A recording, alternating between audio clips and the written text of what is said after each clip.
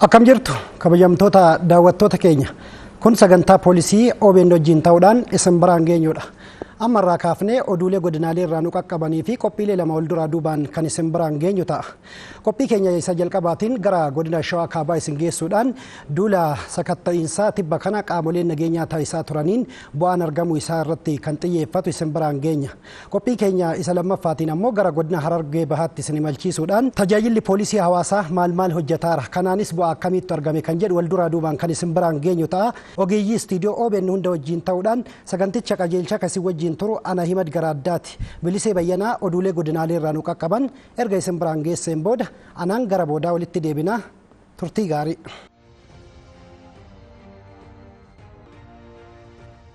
Harka fuunee akkam jirtu kabajamtoota daawwattoota sagantaa poolisii Oromiyaa oduu har'aaf qabannee isinitti himaa dursa oduu ijoo abbootiin gadaa godina Harargee Ba'aa miseensota poolisii humna addaa Oromiyaatiif sangoota bituun deeggaran.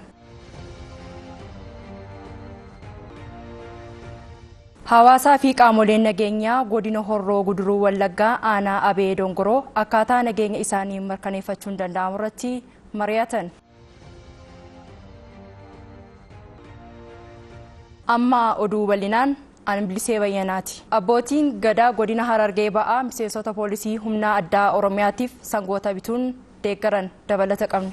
Miseensota poolisii humna addaa Oromiyaa dirqama irratti miidhaman bakka tursiisaa jiranitti tibbana abbootiin gadaa afran qalloo godina Harargee Ba'aa sangoota 20 bituun deeggaran. Qondaaltonni olaanoo qajeelcha muummee poolisii Oromiyaas achitti argamuun abbootii gadaa afran qalloo galateeffataniiru. Baay'ee isaanitti gammanneerra isaanillee asitti deddeebi'anii yeroo adda addaa dhuguman siniin jedha abbootii akkasii qabaachuun keenya.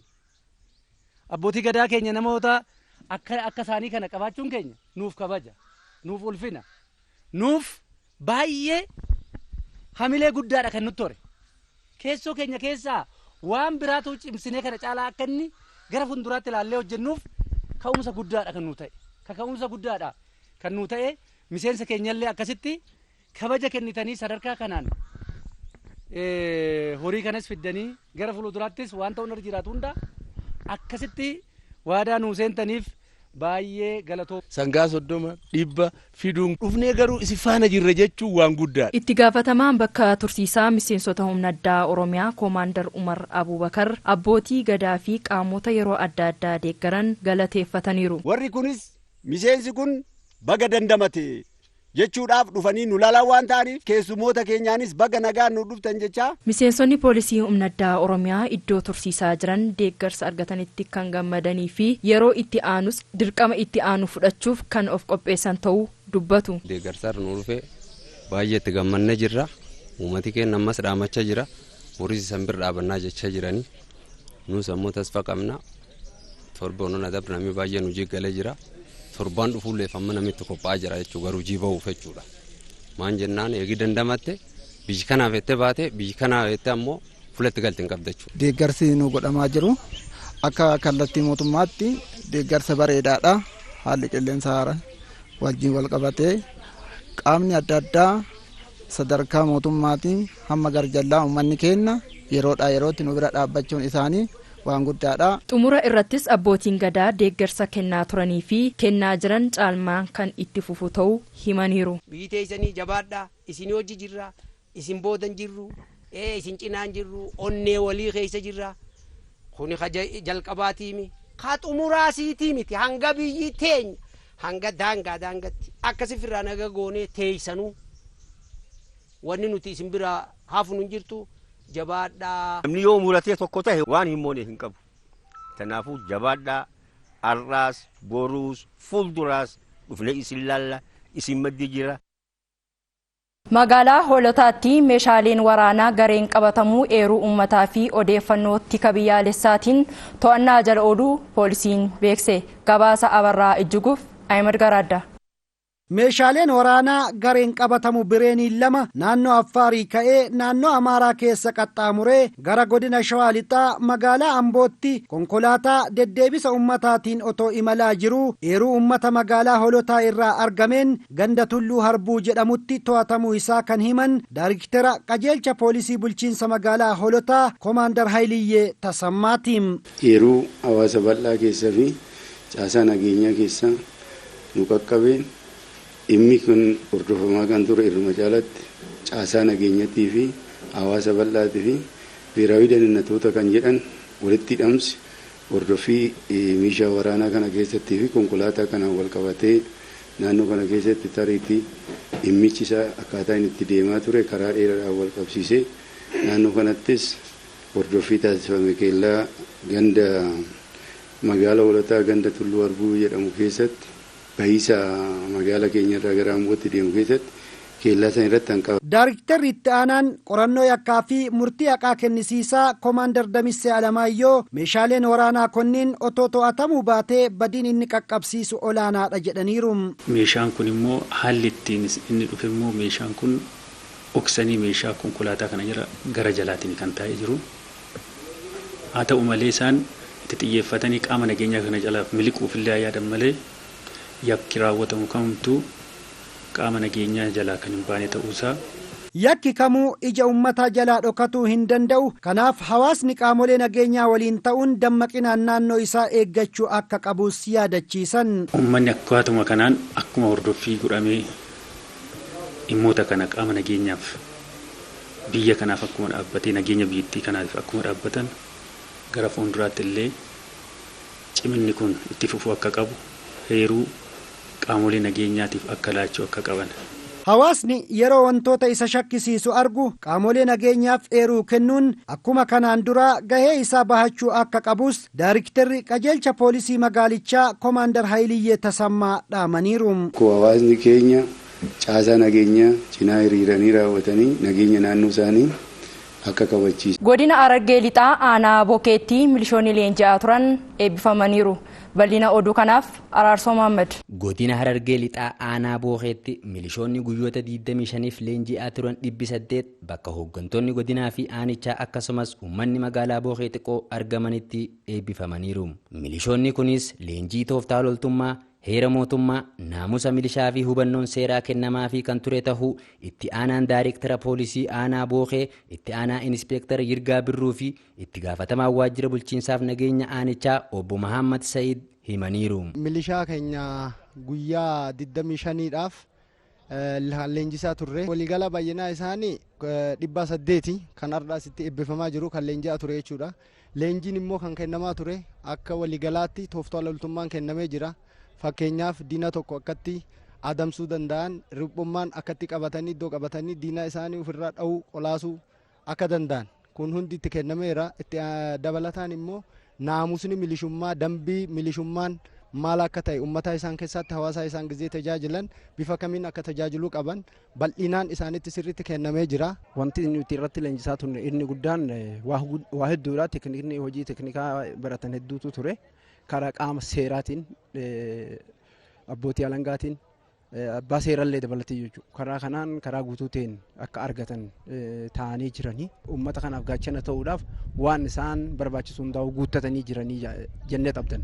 Sirna eebbaa kanarratti kan argaman bakka bu'aan qajeelcha poolisii godina Harargee Lixaa Saajin Olaanaa Taamiraat Ishatuu fi itti gaafatamaa waajjira milishaa godina Harargee Lixaa obbo Abdallaa Muummee karaa haqa qabeessaa fi heera mootummaatiif amanamaa ta'uun olaantummaa seeraa kabachiisuu qabdu jechuun dhaamaniiru. Milishoonni guyyaa har'aa leenjitanii eebbaaf keessan gaheen isin qabdan olaanaadha. Kanaaf hojii nageenya hojjettanii keessatti karaa haqa qabeessaa fi karaa dhugaa ta'een ummata keessan akka tajaajiltanii fi ummanni keenya karaa nagaatiin ba'ee dalagatee akka inni galuuf isin gaachana nageenya taatanii leenjitanii leenjii fudhattanii kanaaf heera mootummaatiif amanamaa taatanii karaa haqa qabeessaa fi karaa dhugaatiin akka hojjettanii. Goota onnee sibiilaa bakka hunda keessatti argamu humna tuffatamu aduun ta'an humna ga'umsa qabu humna cimaa ta'uusaa fitti amantanii maadhee diinaatii fi farreen nageenya ollaa keessan keessa sochoosoo jiraate aanaa keessan keessatti argaman immoo hokkee qabdanii olaantummaa seeraa kabachiisuudhaan akka nageenya guddina keenyaatii fi Oromiyaa akka kabachiiftan abdiin isinirraa qaba. Milishoonni eebbifaman dubbifne tokko tokkos akkaatuma leenji'aniin hawaasaa waliin ta'uun olaantummaa seeraa kabachiisuuf qophii ta'uu himaniiru. Toltaa loltummaa jira, hiriirri jira, dhaabbirra deemee jira, dhuhaasaas leenjinee jira, gamsa qamaas leenjinee jira. ittiin diyoon tolchinee jirra hundaa'u. Amilleen keenyallee bareedaadha, qophiin keenyallee qophii bareedaadha. Karaa yeroo mootummaatiinis karaa nageenyatiinis karaa hundaanuu bakka jirrutti araddaa san keessatti nageenya mirkaneessuu ni dandeenya qophiidha. Hawaasaa fi qaamoleen nageenyaa godina Horroo Guduruu Wallaggaa aanaa Abee Dongoroo akkaataa nageenya isaanii mirkaneeffachuun danda'amu irratti mari'atan. Marii kanarrattis miseensonni sharee karaa nagaan harka kennatan. Gabaasa Wandimuu Waaqayyaaf Ahmed Garaaddaa. Marii kanarratti qaamonni meeshaa waraanaa seeraan alaa hidhatanii bosona keessa socho'an yeroo garagaraatti hawaasa naannawichaa rakkoof saaxilaa turuu isaanii dubbataniiru. Hankeessa gugatee jiraachuu barbaadu. Haan etoon nama inni nyaachuu barbaadu Amaara keessas Oromoo keessas wal ijaaree isaan tunu jeeqaa jira malee etoo amma akka amma qajeelle kanaan gandinuu caasaan isaanuu jajjabaatee hamma dandeenye caasaa keenya hidhachiisnee hojii nageenya keenya irratti hojjennennaan dhugaadhaa aanaa kana keessa guyyaa torbee 2-3 caalle keessatti aanaa kana tasgabbeessuu dandeenya karaa keenya. Ani Amaaraaf hin dhaabadhaa'edha. Qabeenya Oromoo saama, qabeenya Amaaraa saama. Inni abaa'oo shaneen immoo ani Oromoof hin dhaabadhaa'edha. An Oromoo saama, lubbuu Oromoo balleessa, qabeenya Oromoo barbadeessa, mana Oromoo guba. Akkasittiin qabsoon kun qabsoodha yoo jedhame qabsoo miti. Kuni warra saamicha irratti bobba'e, warra kabaja haadhasaaf abbaasaaf hin qabnetu har'a beekaa keenya karaatti hambisaa jira. Beekaa keenya immoo qalaa jira. Namni hin qalamu akka uumamumattuu namni hin qalamu kan qalamu horii. Biyya Abee Dongoroo biyya eebbisamtuu keessatti kan dhagaamee argamee hin beekan jettu nurra gahe kana fokkoo Waaqayyoo amantii hir'ina keenya haa ta'u aan kana nutti fide gooftaan haa beeku malee duuneerra dhumneerra waan hafee rukkoo hin jiru waan hin godhamne hin jiru waan hin argamne hin jiru boo'icharra jira halkanii guyyaan boo'a haati abbaan hin boo'a obbolaan hin boo'a inni kaan caakkaa jira inni kaan du'eera iddoo kanas boo'aa turre ammas boo'aadha jirra kana boo'icha kana Waaqayyo nurraati haa dhaamsu. Marii aanaa Abee Dongorootti taa'ame kanarratti miseensonni shanee hedduun isaanii karaa nagaan harka kennatan hawaasa naannawichaa dhiifama kan gaafatanii fi gocha shaneen hawaasa nagaa irratti raawwachaa turtes saaxilanii jiru. Aboo shaneen wanni inni raawwatu hojii hin taane siyaasa hin taane keessa galee uummata Oromoof hin qabsaa jee uummata Oromootti qabsaa'e wanti biraa tokko hin jiru. Kana nu badheen akka yaadetti hojiin keenya kan kanaan dura akkuma walii galaattu dogoggora ta'uu isaa agarreerra dhiifama nu godhaan jedhan ammayyuu. Oromoon kabajamaa ture gadaatiin bulaa sabboonaadha ture qeesatti salphate salphinni kun kan ittiin dhufe unuutiinidha. Kana nu otuma beekne kanaan booddee Oromoon hafe sun sabboonummaa isaa bare eenyummaa isaa bare qaama isa eegu wajjiniitiin haa jiraatu jennee murteessinee gara mootummaatti deemne. Warra lagattafa warra na biraa hafanillee karaa nuti kaleessa deemne sammuu namaatiin deemne aanaa keenya kana xiqqeesse uummata Oromoo haadha keenya haadhaaf abbaa keenya obbolaa keenya xiqqeesse bakka kanaan nu ga'ee kan darbeef dogoggoraa kan hafeef immoo waliin itti fufnaa waadaa isinii galuun barbaadan karaa koo. Qaamonni maqaa qabsoo dhahachuun meeshaa waraanaa hidhatanii socho'an kunneen uummata Amaaraa fi Oromoo walitti buusuun faayidaa isaanii galmaan gaachuuf socho'an kunneen gocha kanarraa of qusachuu qabu jedhu bulchaan godina Horroo Guduruu Wallaggaa obbo Mirreessaa Fiixee fi gorsaan biiroo dhaabbilee misooma naannoo Oromiyaa obbo Taammiraat Kibabuum. Hojiin jalqabaa nuti hojjechuun nurra jiraatu dargaggoonni amma karaa nagaa mana jiran gocha amma ta'e irraa baratanii warri mana jiran yaadaan illee jira kana faana kan qooddanne yaadaan gocha miti yaadaan dargaggoota mana jiru ufoomsuun gaariidha akka isaan ufoomatan gaariidha kan ammoo abbootiin dargaggoonni wal hubachiisaa lammaffaan warra laga jiran akkuma magalchaa jirtan kana abbaan haati obbolaan firri galchaa abbootiin gadaa ammoo abbaa haadha fira isaanii mariisaa laga jiraatee muka nyaatee baala nyaatee torban tokko taa'uu hin danda'u. Inni achitti kan inni akka jiraatu gochaa jiru eessa jiraan nu bira jira jechuudha.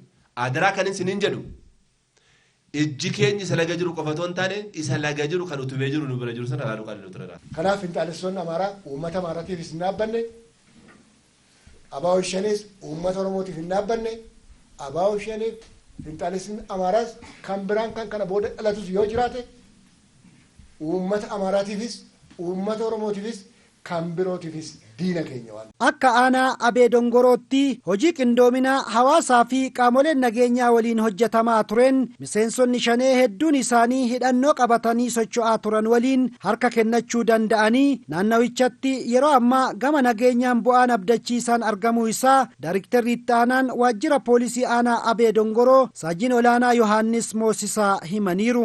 Gocha baa'oo shanee kanaatiin wal gaarreeffachuun wal sodaachuun isa kana akkamittiin uummata kana immoo tokko goonaa waan jedhu sagantaa keenya itti aanutti deemne caasaan shalee nu keessaa diigamu waan jedhuutiin fedhiin uummataa dhufe jechuudha.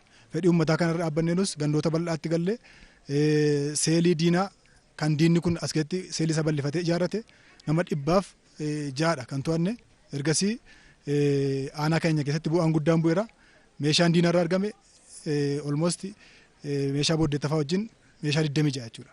Rasaasni naannoo 300 ol isaa ol kan ta'udha. Qaamni nageenyaa qindoofnee hojiiwwan diina kanatti ulaa dhiphisnu gara harka kennachuutti dhufan jechuudha. Godina Shawaa Kaabaa bulchiinsa magaalaa Fiicheetti balaa tiraafikaa mudateen lubbuu namaa fi qabeenyarra miidhaan qaqqabu poolisiin beekse. Gabaasa Malaakuu Tolaaf Ahimed Xaqasaa. Tibbana magaalaa Fiicheetti konkolaataan fe'umsaa lakkoofsi gabatee isaa koodii 3E12592 itti ta'een magaalaa Bahirdaar irraa gara magaalaa Finfinneetti imalaa osoo jiru balaa tiraafikaa qaqqabeen lubbuu namaa fi qabeenyarra miidhaan gahuusaa to'ataan nageenya tiraafikaa bulchiinsa magaalaa Fiichee Saajin itti aanaa dhaqqabaa gadaa himaniiru. Magaalaa Bahirdaar irraa gara Finfinneetti kan inni deematee jiru. Innis konkolaataan kun koodii 3 itti E12592 konkolaataa kana jechaadha kan balaa geessise. Konkolaataan kun balaan inni geesse naannoo Torbanashee jedhamutti balaan kun qaqqabe jechaadha. Balaa kanaan lubbuun namoota miidhamanii namni tokko kan du'e. Sababni balaa kanas daandichi caccabaa fi dhiphaa akkasuma teessumti lafaas irraan gadee ta'uu isaatiin balaan kun kan uumame ta'uu Saajin itti aanaa dhaqqabaan dubbataniiru. Irraa gadee jira of eeggadhu kan jedhudha. Yeroo baay'ee garuu konkolaachistoonni isatti fayyadaman olii urufa waan ta'eef urufa kanatti fireenii gadhiisetuma dhufa. Isa booda dhaqee tokko qulqullatii san irratti yoo fireeniin nan qaba jedhe fireeniin qabamuu fida jechaadha. Yeroo baay'ee kanaani kan balaan gahaatee jiru. Hawaasni naannoo sanatti arginee dubbisne tokko balaan tiraafikaa iddoo kanatti deddeebiin waan gahuuf qaamoleen dhimmi ilaallatu fala akka kaa'aniif gaafataniiru. Kun immoo tokko lafti irra gadeedha. Lammaffaa dhibbinni daandii baay'ina konkolaataa amma jiru wajjin waliin gitu. Inni biraa qulqullinni daandii amma daandiin achitti agartee jiraatte baay'ee caccabeera baay'ee caccabeera. Ariitiidhaan dhumnaan kontiroollee gochuu to'achuu illee danda'u jechuudha. Kanarraa kan ka'e daandii nama hojjetamaa jiru kun illee ispiididhaan ariifataan hojjetee sirreessoo osoo qabu amma ammaatti toduma gottotamaa jiru bal'inni mancaa'ina daandii illee dabalaa dhufeera jechuudha. Kanaaf rakkoon kun bu'uurumarraa sirriitti ilaallamee akka godinaattis akka naannoottis akka federaalaattis ilaallamee mallattoowwan daandiiwwan namni irratti of eeggachuu qabu. Namni irratti an of eeggattu kan dhorkamu kan si dirqisiisu adda bahee sirriitti yoo hin teenye ta'e baay'ee rakkisaadha. Mallattoowwan adda addaa akka of eeggatanii konkolaachisuu danda'an walitti odoo mallattoo sun dabalamee qophaa'e of eeggannoon toora sanitti olitti. San biraa akka mootummaatti garuu daandiin kun bal'atee odoo hojjetame. Konkolaachiftoonnis ta'ee lafa deemtonni yeroo daandii irra socho'anitti balaan tiraafikaa akka hin qaqqabneef of eeggannoon socho'uu akka qabanis dhaamameera.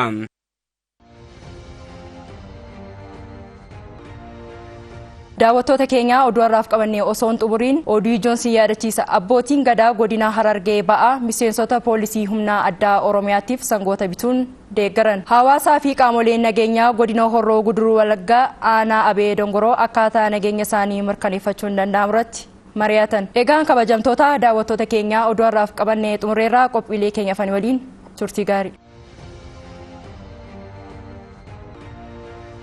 Hoggottan sadan darban keessatti sakatta'insa walirraa hin cinne humni addaa Oromiyaa poolisii idilee riphee lolaa Oromiyaa fi milishoonni Oromiyaa taasisaa jiru. Tibba kanas godina Shawaa Kaabaa keessatti qaamoleen nageenyaa hojii qindoominaa